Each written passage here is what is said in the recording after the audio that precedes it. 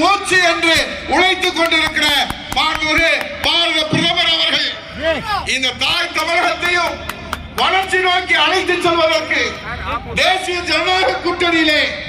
இந்த மேடையில் அமர்ந்திருக்கிற பெருமிகு தலைவர்கள்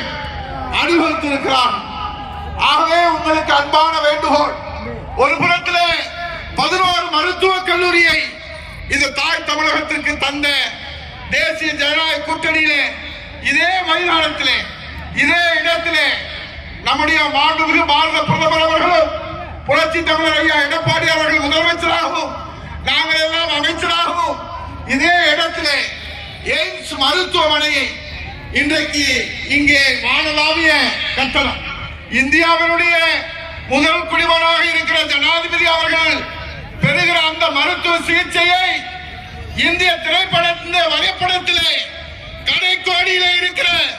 இந்த ராமேஸ்வரம் கன்னியாகுமரியில இருக்கிற மக்களுக்கும் ஜனாதிபதி அவர்களுக்கு